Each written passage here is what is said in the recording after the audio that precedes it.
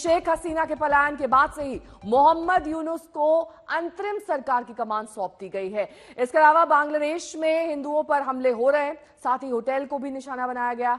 उपद्रवियों ने एक होटल में आग लगा दी जिसमें 20 से ज्यादा लोगों की जान चली गई है। इधर भारत के अस्थायी शरण में शेख हसीना को इंतजार है यूरोप के किसी देश से क्लियरेंस मिलने का। असमंजस की स्थिति बरकरार है, तो वहीं जिस मोहम्मद यूनुस को बांग्लादेश की अंतरिम सरकार की कमान सौंपी गई है उसे भारत विरोधी माना जाता है।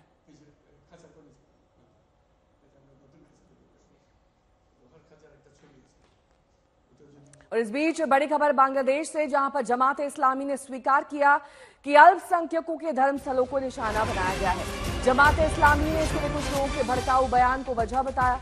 जमात ने देशवासियों से सभी की संपत्तियों की सुरक्षा की अपील की है।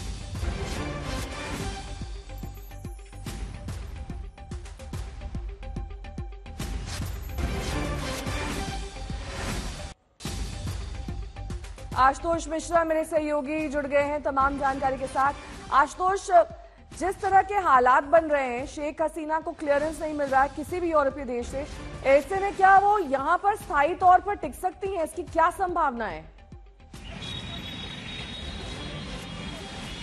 देखिए, जब ऑल पार्टी बैठक हुई थी तो सरकार ने यही जानकारी दी थी कि शेख हसीना आगे क्या करना चाहती हैं ये सोचने के लिए हम उन्हें वक्त देंगे। और वक्त देने का मतलब है कि वो जब तक यहाँ है तब तक तो वो रह सकती हैं। जाहिर है उन्हें देखिए कोई असाइलम तो मिला नहीं हुआ है, वो एक एयरफोर्स के गेस्ट हाउस में है, वहीं से वो अपने परिवार के लोगों से, अपने जान पहचान के लोगों से संपर्क कर रही हैं और तमाम कानूनी विमर्श पर सलाह ले रही कि आखिर उन्हें आगे करना क्या चाहिए, क्योंकि यूएस ने उनका वीजा रद्द कर दिया है और उसके अलावा यूके में अभी तक कोई उनका जो इमिग्रेशन कानून कहता है वो अलग है। इसके विपरीत यूरोप में भी वो कोशिशें तमाम कर रही हैं। लेकिन समस्या दरअसल ये है कि जब तक आपकी याचिका उस संबंधित देश के सर्वे सर्वा जो लोग हैं वहां तक नहीं पहुंचती, वहां इस पर विचार नहीं होता, उस विचार के बाद कानूनी रास्ता भी होता है, तब तक ये मुश्किलें हैं। और इसीलिए आपको अगर याद हो कि कल हम लगातार ये कह रहे थे कि ये अब कुछ घंटों की बात नहीं है, बल्कि बहुत संभव है कि अगले कुछ दिनों तक आप शेख हसीना को हिंदुस्तान में ही देखेंगे। और देखिए वो आपके साथ उनके रिश्ते बहुत बेहतर रहे हैं भारत के लिए,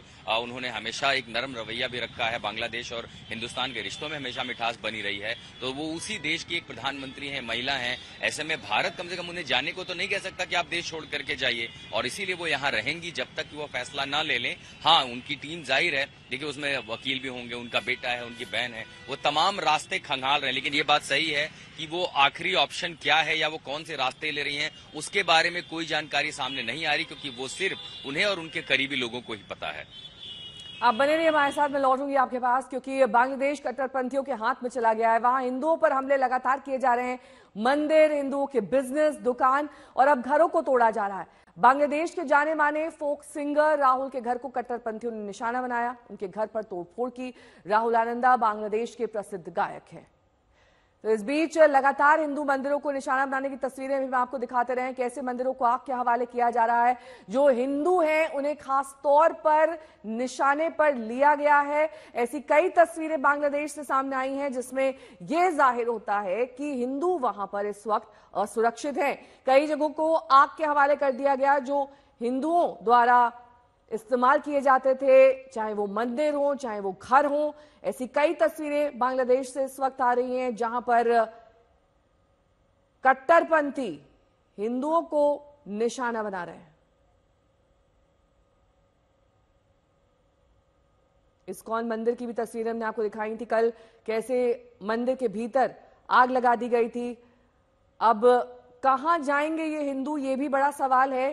कैसे अपने आप को सुरक्षित करेंगे, किस जगह शरण लेंगे, ये सब अब सवालों के घेरे में। ये प्रसिद्ध सिंगर की हम आपको तस्वीर दिखा रहे हैं जिन्हें और जिनके घर को निशाना बनाया गया। तो बांग्लादेश में तख्ता पलट के बाद हिंसा और आगजनी के बीच उपद्रवी अल्पसंख्यक हिंदुओं को निशाना बना रहे हैं। बांग्लादेश के हिंदू मंदिरों को निशाना बनाकर हमले किए गए। हिंदुओं की दुकानों पर उपद्रवियों ने हमला किया। बांग्लादेशी मीडिया का यह दावा है करीब 27 जिलों में ऐसे हमले हुए जहां हिंदू समुदाय के लोग टारगेट पर रहे। सूत्रों के मुताबिक बांग्लादेश में 4 मंदिरों में तोड़फोड़ की गई। बांग्लादेश के मेहरपुर में भीड़ ने मंदिर पर हमला किया। सबसे बड़ा हमला इस्कॉन मंदिर पर हुआ। हिंदुओं के घरों, हिंदू मंदिरों और हिंदुओं के व्यवसायिक प्रतिष्ठानों पर जिस तरह से सुनियोजित हमले इस्लामिक कट्टरपंथी ताकतें बांग्लादेश में कर रही हैं, ये बहुत ही शर्मनाक और खतरनाक है। और मुझे तो आशंका है आगे वहां पर जो हमारे अल्पसंख्यक हिंदू भाई हैं, उनकी माँ बहन बेटियों की इज्जत आबरू पर बात ना आ जाए, इसके लिए भारत को चौकन्ना रहना पड़ेगा और पूरी ताकत के साथ अपने अल्पसंख्यक हिंदू भाइयों के साथ पूरे देश को खड़ा होना पड़ेगा। किसी भी तरह से कोई बड़ी दुर्घटना ना हो। सरकार से निवेदन कर रहे हैं कि एक सुनिश्चित करे कि वहाँ के हिंदू सुरक्षित रहे, और हमको विश्वास है कि सरकार कुछ कदम उठाएगी। क्या लग रहा है आपको, टारगेट किया जाता है, टारगेट की तरफ हो ही रहा है, समाचार हम सुन रहे हैं। कई मंदिर जला दिए गए हैं वहाँ पर और हिंदुओं को मारा भी जा रहा है, घर जला दिया गया है। तत्काल में क्या करना चाहिए सरकार को? ये सरकार ने करना चाहिए। हमने सरकार को निवेदन किया है कि वो इसमें उचित कदम उठाए। बांग्लादेश के लगभग हर जिले में हिंदू सिख व्यवसाय, मकान, पूजा स्थान, मंदिर, गुरुद्वारे, इनको नुकसान पहुंचाने की घटना हुई है। 2 काउंसिलर्स की हत्या हो गई, काली मंदिर में आग लगा दी गई। इस्कॉन के मंदिर को नुकसान पहुंचाया गया। ये अच्छा नहीं। तो बहुत ही भय की स्थिति है पूरे बांग्लादेश में हिंदू कम्युनिटी के अंदर। अलग अलग मंदिरों के जो भक्त हैं वो अलग अलग जगह में छुपे हुए हैं। कुछ मंदिर को पूरी तरह से खाली करके भी भक्त चले गए हैं और उनको पता नहीं कि वो किसकी से मदद की सहायता मांगे, क्योंकि बहुत जगह पुलिस स्टेशनों को भी नष्ट कर दिया गया है। कुछ तो कहीं कहीं तो पुलिस वालों का भी मर्डर हो गया है। तो पूरी अराजकता है बांग्लादेश में। हिंदुओं को समझ में नहीं आ रहा है कि वो किससे मदद मांगे। स्थिति बहुत ही भयंकर है। हम ये आशा करते हैं कि हमारे देश की सरकार इसके ऊपर में कदम उठाएगी। मेरे 2 सहयोगी इस वक्त तमाम जानकारी के साथ जुड़े हुए हैं, आशुतोष मिश्रा और अनुपम मिश्र इस वक्त कोलकाता से। अनुपम, सबसे पहले आपका रुख करते हुए, बांग्लादेश में अभी भी अराजकता का माहौल और जिस तरह की तस्वीरें वहां से सामने आ रही हैं, ये जाहिर करती हैं कि हिंदू इस वक्त वहां पर टारगेट पे हैं, चाहे वो मंदिर हो, चाहे वो वहां के डिप्लोमैट्स हो, उनको खतरा है। ये बात तमाम लोग बता रहे हैं। ऐसे में जिन विदेशी ताकतों का जिक्र लगातार किया जा रहा है कि बाहर किसी और देश ने इस पूरे हमले में मदद करी है, वहां के लोगों को भरा है, उनके कान भरे हैं कि वो हिंदुओं को टारगेट करें और इसका असर भारत पर होगा, यही वजह है। जी देखिए नेहा, कई सारे डेवलपमेंट्स इस वक्त बांग्लादेश में हो रहे हैं और कई जगह हमले भी हो रहे हैं। लेकिन ऐसा मतलब ये बात बिल्कुल ऐसी नहीं है जैसा कि सामने आ रही है। हिंदुओं पर हमले हो रहे हैं, लेकिन मुख्य तौर पर उन हिंदुओं पर हमले हुए हैं जो अवामी लीग से जुड़े हुए हैं। खास तौर पर वहां पर 2 कम्युनिटीज टारगेट में है। एक तो अवामी लीग के लोग टारगेट में है, दूसरा पुलिस टारगेट में है और इन सब के बीच पिस रहा है हिंदू।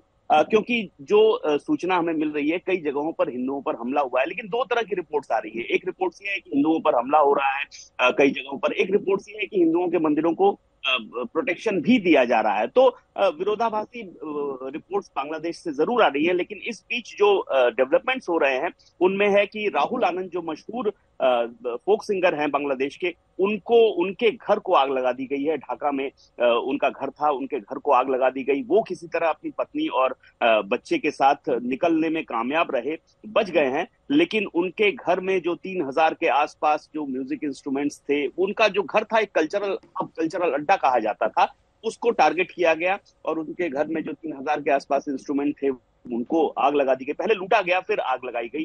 तो इस तरह की घटनाएं लगातार हो रही हैं और सबसे बड़ी बात है, जब तक कि अंतरिम सरकार नहीं बनती है ये अराजकता रहेगी। ऐसे में कल एक जो डेवलपमेंट हुआ है कि जो छात्र यूनियन है उनके प्रतिनिधि दल ने राष्ट्रपति से मुलाकात की है और नोबेल विजेता मोहम्मद यूनिस के नेतृत्व में 13 सदस्यीय एक अंतरिम सरकार के गठन की रूपरेखा दी है और मोहम्मद यूनिस ने भी इस बात पे रजामंदी दे दी है। तो ऐसे में उम्मीद की जा रही है कि जल्दी से जल्दी अंतरिम सरकार का गठन हो और ठीक है, मैं लौटूंगी आपके पास।